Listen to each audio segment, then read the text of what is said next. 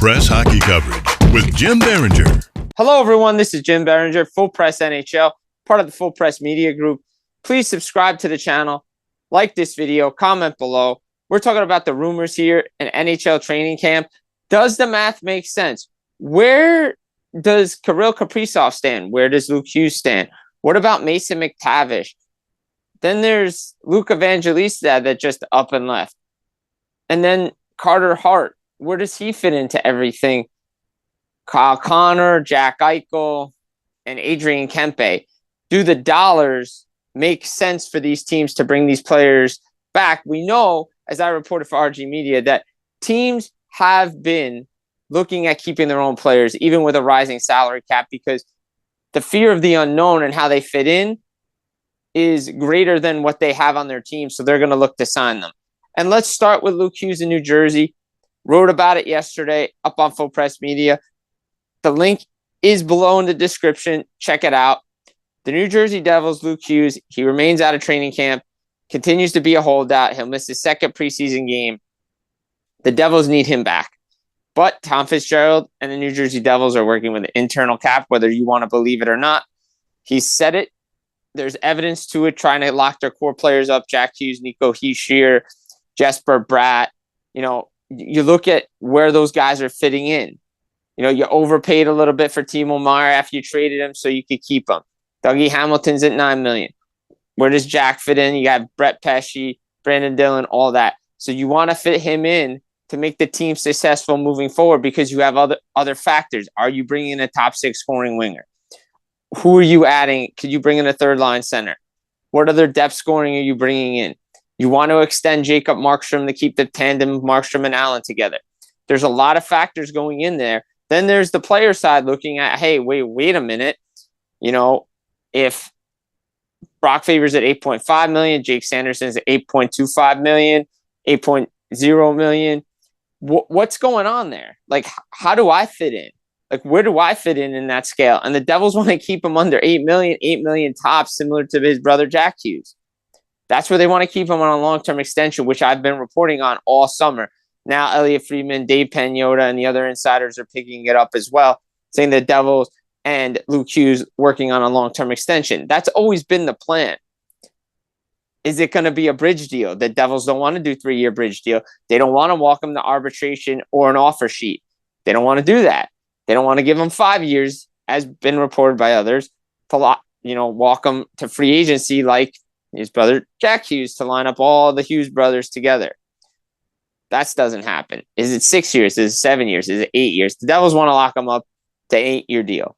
7 to 8 years is where they want to lock him up. They see him as the number one defenseman on the team. They see him as the number one left shot defenseman on the team. And again, ego can play a role in this. Quinn Hughes, left shot defenseman in Vancouver. If he comes over, he's getting over $10 million because Cale Makar is going to set the market at $12 million. So Hughes is getting that. Jack's number is only going to go up. Nico Hischier's number is only going up, considering what Barkov's doing down in Florida. So again, it's not just a player for now. It's for future years to keep the team in its window to win. You can't overpay players now because it affects what you can do down the line, i.e., not to take a shot at the Toronto Maple Leafs, but you saw that with their core four. And it was just all about the money. I'm going to stay, but you got to pay me. Doesn't work like that, even with a rising cap. Teams have internal caps. This is where we believe you are. This is where we want to sign you. And if you don't want to sign, well, we'll try to find somebody who can. And the Devils don't want to lose a franchise defenseman in Luke Hughes. They drafted him for a reason. They see him as the number one. It is his blue line now. It's just making the dollars work because they all agree it wants to be a long-term deal. Yes, you can make noise about top priority, tough decisions. They're going to have to make a trade. They will have to make a trade. Dawson Mercer, Andre Palat, somebody has to go to make the dollars work. Jonathan Kovacevic is out till January. He could be out longer than that. We don't know how long, these knee injuries, the road to recovery. This is a tough knee injury he's dealing with. So the Devils need to be careful with the dollars that they have, the cap space that is available. Again, they want to sign Markstrom. What kind of money is he looking for? And Jake Allen signed as a backup. He's not the starter anymore. So, and trading Dougie Hamilton does not make you better. So The Devils need to get this done. They need to get him in camp. And again, Luke Hughes' camp is looking around Brock Faber dollars. Devils want to keep him under $8 million. They don't want to go over that. Tom Fitzgerald knows he can't lose another contract negotiation like he did with Austin Mercer a year ago. So it's something to keep an eye on, because the longer this goes on, the longer it affects not only the player, but the team's success. The Devils have high expectations to make the playoffs and make a deep run this year. Not only has Heischer said it, but Jack Hughes has said it. This team knows what it can do, knows what it's capable of, but they need Luke Hughes in the lineup. And so it's a situation worth watching. Another situation worth watching is Mason McTavish in Anaheim. We've seen it before. Trevor Zegras, Jamie Drysdale, both in Philadelphia now. They were traded. They both held out before they signed bridge deals. Pat Verbeek can say he wants a long-term deal, which is a mid-range deal at 4 or 5 years. He also could go bridge with him. Neither party seems to want to do that, but McTavish wants to know cost certainty and certainty of his role under the Joel Quenneville system. Well, he needed to get him in camp and sign him to a deal so he's not missing time with a new coach, and we've seen this play out before. Again, we mentioned it, Jeremy Swayman, William Nylander. There are so many examples of the player coming in late and then getting hurt, affects the team. And it seems like Anaheim believes they're a playoff team this year.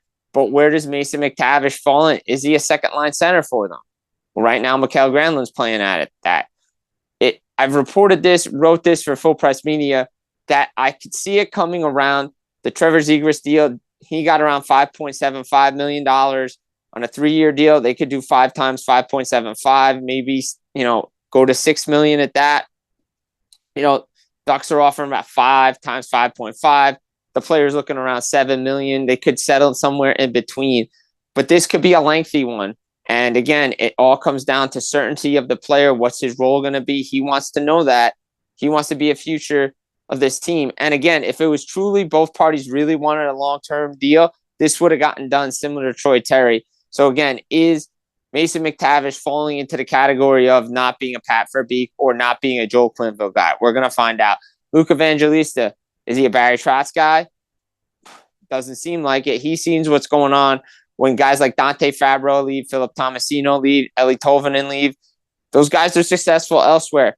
Imagine if the Predators kept all their young players together. This team would be successful right now. Instead, they bring in a Steven Stamkos, who's a Jonathan Marchessault trying to quick shot this thing. They want a Stanley Cup. Well, Evangelista's seen that. He's like, wait a minute, what's my role moving forward? How do I fit into this thing? It seems like they're working on a 2-year bridge deal to get this done. Player probably wants certainty, wants to know what his role is. Similar to what we saw with Marco Rossi in Minnesota. Hey, you're going to pay me. I want to be there. I want to know what's going on. Or else Evangelista could ask for a trade. You could say, hey, I just don't feel like I'm going to fit in. I want to go elsewhere. And maybe the Nashville Predators can move him out and get something in return that they feel fits in. Remember, Barry Trotz wants his guys there. And if he doesn't believe Evangelista is his guy, even though he's a future part of this team, again, we're going to be asking the questions. Nashville, what are we doing? Why are we getting rid of all these guys? And, Evangelista could be looking for about $5-6 million. Does the team view him as that type of player? It's going to be interesting to watch because, again, the longer these holdouts go, the longer it affects both parties. So you want these young players in camp. Despite, what people say, it does affect both sides of the equation. So these RFAs, it's a situation worth watching moving forward. Where does Kirill Kaprizov fit in Minnesota? Well, they're going to pay him the most. They want to pay him the most. He probably wants the most, but he also wants to win a Stanley Cup. Is Minnesota the place for him to win a Stanley Cup? May not be the place. Maybe he doesn't win. We've seen a lot of guys not win Stanley Cups. It's tough to win the Stanley Cup in this league. It really is. But he wants the bag. Does he get 20%? Again, teams operate with this internal cap, and players know they got to sacrifice a little bit. But 20% of the cap is a lot of money. And we see it in other sports, but other sports are designed differently, right? It's not a lot of guys you're playing. And in an NFL, for instance, contracts can be restructured. So you're still the highest paid player on the team or in the league, but it's structured differently so the team has success. Well, that's not the case in the National Hockey League. If he gets $20 million, that's $20 million per. Now you can do different things before the new CBA kicks in with signing bonuses and all that. But come the new extension, new rules, that's out the question. So how do they view him? Do they view him as a $60 million player, $17 million, $18 million? Feels like it's going to get to that point, but it's not going to be 8 years. It could be 4 years because he doesn't see Minnesota as a winning team. Does he view them as a cup contender? It seemed like last time it got to this situation right before the season. He signed a new deal right before training camp. He signed a new. This is going to last all season. Could last to the trade deadline. But at some point, Bill Guerin's got to go to him and find out, hey, do you really want to sign here? Because if not, we have to trade you. Where do you want to go? And it's not going to be Carolina. Tom Dundon's not going to open up the checkbook. The only way he does that is if he has guarantees that he's going to sign an extension with the Carolina Hurricanes. It doesn't seem like he's going to do that. Mikko Rantanen did it. Mitch Marner wasn't going to do it. They have an internal cap too, despite whatever connects everybody to Carolina Hurricanes. We have yet to see it in the owner's history. They pay big bucks. And Carolina is not going to pay him over $15 million. It's not going to happen. They may not even pay him over 10. They may pay him Rantanen money, but again, they have an internal cap that they want to work with. There'll be teams that go that high. Minnesota, as Craig Leopold, the owner, GM Bill Guerin have said, we'll pay him whatever he wants. The GM's not going to negotiate through the media. And it's just going to be the same story every time we talk about this. It's still out there. But both sides want to work on something. Seems like Kaprizov wants to stay, but it's not going to be 8 years, probably 4 or 5 years. Then we have Connor McDavid. The noise has calmed down a bit. He said, hey, everybody relax. I've said this on Rod Peterson's show as well. Just relax. They're going to get this thing done. It's going to be a short-term deal, right? It is going to be a short-term deal. Everybody agrees with it. We saw the interview with Elliot Friedman. We saw Leon Draisaitl's comments about it. He just seems to be pumping the brakes. Hey, still taking my time. Wants to see what's going on. And he has every right to do that. He's the best player in the world. He wants to be paid fairly. But it's going to get to a point where the noise is going to ramp up again. Right now, the noise isn't ramped up because it's about the Oilers on the ice. They want to get back to the Stanley Cup final. They want to win. They want to seal the deal, finish the story a la Cody Rhodes. However, what's McDavid going to get? He'll probably get 16.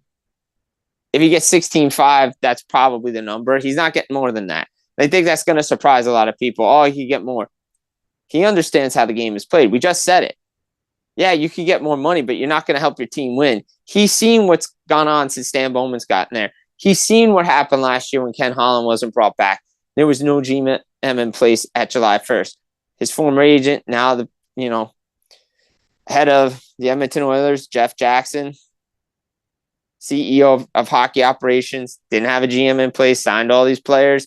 They got back, but it wasn't the same team. He is putting Bowman's feet to the fire, similar to what we see with Kaprizov and Guerin. You're going to see these players do this with their deals. Maybe they go shorter term deal, knowing the cap's going to rise, maximizing their value, right? We saw Austin Matthews do this. He was the first to kind of do it, and everybody's like, oh, maybe that's a trend. Guys are still signing 8-year deals. Well, the players know the cap's going up. The teams know the cap's going up. Maybe we finally see the trend that Hossa tried to start when he was just signing 1-year deals. I think that's a risky option, but 2-3-year deals, we always talk that as a bridge deal for young players. Maybe the older players do it to maximize their value. Connor McDavid could do that as well. He could sign a 4-year deal, say, hey, you know what? You got this amount of time. Let's see what we can do. And if things change in the right direction, he signs another extension, keeps him there as an Oiler for life. Something worth watching with Connor McDavid there in Edmonton. I still don't believe he's leaving. I do believe he's going to sign an extension. Kaprizov more so could leave than McDavid does. I just think the situation in Minnesota, a little different. But again, Kaprizov's a blank check guy. McDavid, they know they'll pay him whatever he wants, but he wants to win there. So putting a team around him, he needs the cap space to do it. Mentioned Carter Hart. Where's he fit in? Well, Carolina seems to be connected to him. Same with Michael McLeod. The Team Canada 5, as we like to call them, were quitted. The Hockey Canada assault charges, they were all quitted from it. However, will teams kind of collude, decide to blackball these players, not bring them back? They don't want the PR backlash. Stan Bowman's back. Joel Quenneville's back from the Chicago Blackhawks stuff. Whoever has an opinion on it, it's not right. It's not wrong. You're entitled to your own opinions. You knew Carter Hart would be coveted. You knew teams would go after him. None of the Canadian players are going back to playing in Canada. It's not going to happen. The media would hound them all day. So that means Carter Hart's not playing in Edmonton and he's not playing in Vancouver. Two situations worth watching. He's not going back to Philadelphia. Team and player have made that clear. Michael McLeod is not going back to New Jersey despite what the Devils need. The third line center, that's not happening. It just doesn't make sense. The Devils don't need that headache. Tom Fitzgerald doesn't want the player on the team. So where does that leave? Well, Carolina's connected to both players. Do they want to bring him in? What other spots are there for goaltending right now? There's not many where you can win and have an opportunity to play. LA? No. Utah's got Vitek Vanacek and Karl Vejmelka, so he's not going there. Yeah, Vegas has an opportunity, but Bill Foley went to West Point, the United States Military Academy, the Code of Conduct. He's going to hold that up. He's not going to bring in that type of player, right? But there's an opportunity, but I don't think he's going to do it. Same with Florida. They have Daniil Tarasov. They got Sergei Bobrovsky. That's who they're going with. Tarasov will be the guy moving forward. Again, Vinny Viola went to West Point as well. So the standards of what they want to do, high. They're not going to bring those type of players in. You look around, could it be a Nashville type situation for Carter Hart? Again, they have Justus Annunen. Is that the type of guy they want to use? But again, does Barry Trotz want to deal with that type of headache? Is he a Barry Trotz type guy? There's not a lot of options out there for Carter Hart, Mike McLeod. There really isn't. So it's something worth watching moving forward in regards to those players. Now, I mentioned Jack Eichel, Adrian Kempe, Kyle Connor real quick before we wrap up here. Looks like Kempe wants to stay a King. He's probably looking between $10 and $11 million. Dave Pagnotta, Dennis Burnside had him on Sirius XM. Both guys remember the fourth period. Kempe sat down with them during the European Player Tour. They want to get it done. He wants to get it done quickly. He understands what his value is to the team. It could linger throughout the season a little bit, but he doesn't really want it lingering too long. He doesn't want to get it going to where it gets to December, the trade deadline. He wants to get it out of the way. Kyle Connor and the Jets, same thing. He's probably going to get over $10 million. Mark Chipman had an interview with RG Media. He doesn't think it's going to be an issue. Kevin Cheveldayoff has made it clear he wants to keep Kyle Connor there. The Jets want to keep an integral part of that team. Can't lose a guy like that. Tone was set by Connor Hellebuck and Mark Scheifele. We thought those guys were out the door. They ended up signing extensions. Sounds like Kyle Connor is going to do the same thing. Same for Jack Eichel. I think he's going to get about $13.5 million, $14 million from the Vegas Golden Knights. But again, their salary cap situation is Alex Pietrangelo going to miss the whole year. If rehab goes well, he could be back. So LTIR could be affected. But I think that's the number they're looking at. Marner's got 12. He'll probably go above that for what he means to the team. But again, as we move forward, I think you're going to see the class of 2026, those free agents dwindle down, and then those teams are going to keep their own players, and there's not going to be a lot of movement because those teams know what they have in those players. We saw it, right? This past year with Columbus. That's why I think if any big movement happens, it's going to be via trade. And one more note before we get out of here. Congrats to Anze Kopitar on a great career with the Los Angeles Kings, 2-time Stanley Cup champion with those Kings. Again, it's going to hang it up at the end of the season. Heck of a career in LA. Had a chance to talk with him multiple times. There was some talk maybe he'd come back for one more year, but he announced it that he is retired at the end of this season. Great career for him. But things to keep an eye on. Luke Hughes, Mason McTavish, Luke Evangelista. When will extensions for pending 2026 UFAs happen? Something to keep an eye on as well. We're going to be back with another Rumors video later in the week, talking from Pittsburgh Penguins, Montreal Canadiens, Seattle Kraken news. We had some news when Rob Simpson was on, so we'll take a look at that as well. Maybe some stuff about the Calgary Flames. Go around the little rumor mill later in the week. Stay tuned. Keep your eyes locked. Full Press Media up on Substack. Again, Full Press NHL here on YouTube. Like, subscribe, comment. Jim Biringer, guys, take care and enjoy preseason hockey.